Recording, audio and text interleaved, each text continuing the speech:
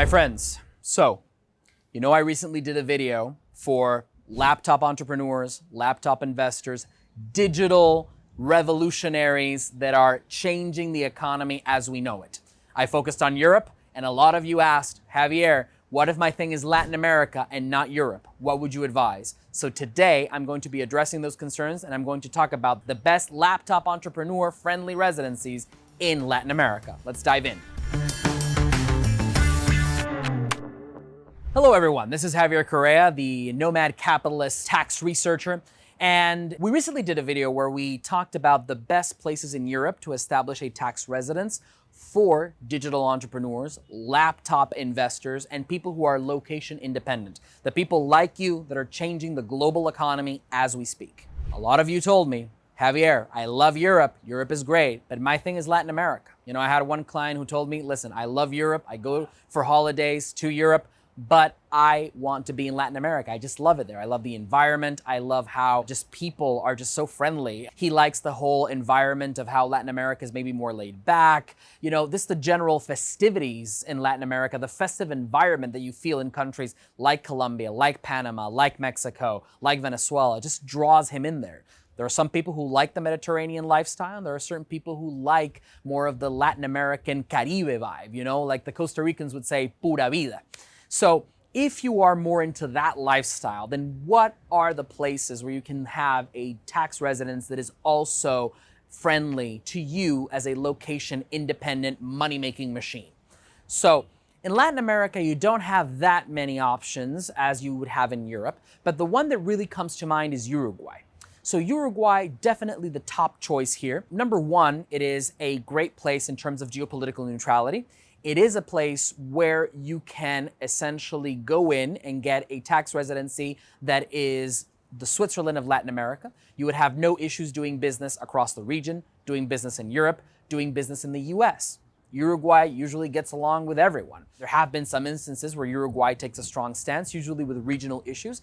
I can tell you, I'm Venezuelan. Uruguay took a very strong stance when it came to the Venezuelan presidential election last year. But other than that, I fail to see any other moment where Uruguay really took a sharp turn on a political issue, either on the right or on the left. They usually get along with everyone. And if you're a location independent entrepreneur with clients located all over the world, then definitely political neutrality is of the utmost importance for you. What does Uruguay offer? So Uruguay offers a tax residency that can be available to you as long as you spend 60 days in the country. Yes, 60 days. So similar to what you would find in Cyprus, for example, in the Eastern Mediterranean. 60 days is pretty manageable. On top of that, Uruguay is a very peaceful place, so I guess it comes with the neutrality and with the whole being the Switzerland of the Americas type thing. So when you go to Uruguay, you'll see Montevideo, maybe not the most exciting place, but definitely a very calm place, a very safe place, I would say, that is also appropriate. So if you are maybe traveling with your significant other, you've got your spouse, your girlfriend, that special lady or special guy in your life, then definitely Uruguay is a place where you can sit back, relax, and know that everything is okay because it is a very safe jurisdiction. In addition to that, I would say the lifestyle in Uruguay is also very, very nice with great barbecues, and just the wine culture in Uruguay. If you like wine, the Taná type wine, very delicious. I would definitely recommend it. Argentina right next door, a lot of great wine there. The area of Mendoza, Malbec, Merlot, just beautiful. So you can spend your 60 days a year in Uruguay and then spend the rest of your time traveling around the world. Now, when you become tax resident of Uruguay, you're given two choices. Kind of like Morpheus in the Matrix. Do you want the red pill or the blue pill, Neo, right? So if I'm working with you through Nomad Capitalist and I'm having a strategy session with you, I will give you two options when you go to Uruguay. Option number one would be 11 years tax-free on all foreign income. Option number two is 7% tax on certain types of income, mainly dividend and capital gains when foreign source, but the rest of your active income remains tax-free. So even if you take option number one or if you take option number two, both are very tax-friendly. What is the major difference here? Option number one, you get an across-the-board 0% tax rate. Nobody bothers you. You run your own show outside of Uruguay for 11 years. So that consulting work you do outside of Uruguay, 100% your income, no taxes. Those dividends you get from your foreign company, that's yours. Uruguay won't bother you for that. Interest, capital gains, you run the show, but for 11 years. On year 12, Uruguayan tax authorities are going to come in and they're going to ask you and they're going to say, okay, Now we need to tax certain portions of your foreign income, not all, but you do need to tax some of it. Option number 2, however, gives you something in perpetuity. So for the rest of your life, you're going to have access to a 7% tax rate on certain types of foreign income, mainly capital gains and dividends. And guess what? Anything other than those types of passive foreign sources of income will still be taxed at 0. So if you're actively generating your income, if you're a consultant, basically option 1 or option 2 is the same to you. However, if you have a lot of financial income from, passive sources, quote unquote, then maybe option number 1 might be more interesting for 11 years, and then you see what you can do after that. So Uruguay, definitely top choice. It does come with a catch though. To be able to claim tax residence in Uruguay with only 60 days of physical presence, you do need to buy a property in Uruguay. The property you have to buy has to be in the neighborhood of $500,000, usually a bit above that. So at today's exchange rate, maybe 530,000 United States dollars. So definitely not for beginners, but still very affordable. What you can buy with $500,000 in Uruguay, trust me, is comparable to what you have to spend millions of dollars for in Miami, Florida, New York, Toronto, or Montreal. So definitely keep Uruguay in your back pocket. Could be very interesting. Now, other places in the region don't have let's say, little physical presence requirements, but there are also some other friendly places in the region where you can spend time in as a digital nomad and still have a very tax-friendly setup. For example, Panama comes to mind. Panama has a great digital nomad visa. Obviously, some of my colleagues on the immigration side will cover that more in depth, but you have to know that as long as you have $36,000 worth of income from foreign sources, either through self-employment or through your own company or through a legitimate employment by a third party, you can essentially claim this digital nomad visa in Panama, and you can go there. And so one of the cool things about this visa, you can have it for 9 months and then it's renewable for an additional 9 months.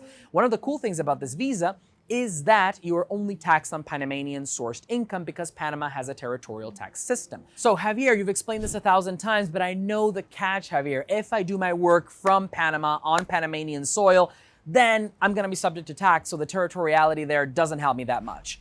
But guess again, Panama has some very particular rules that can be very interesting for a digital entrepreneur watching this video. And the main thing is that Panama, while applying the concept of territoriality to determine taxation, has 2 major carve-outs that can be very interesting. So I'm going to oversimplify them for the purposes of this video. There's a lot more detail into it, but just to give you a general idea.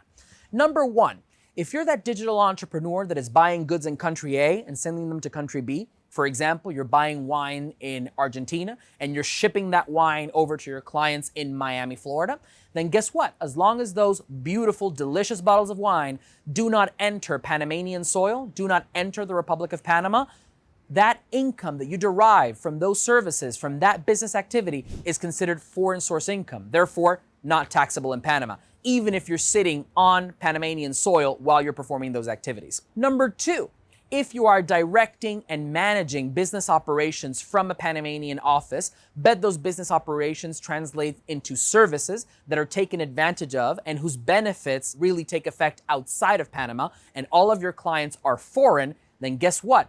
The income derived from those business activities is still classified as foreign source income and therefore not taxable in Panama.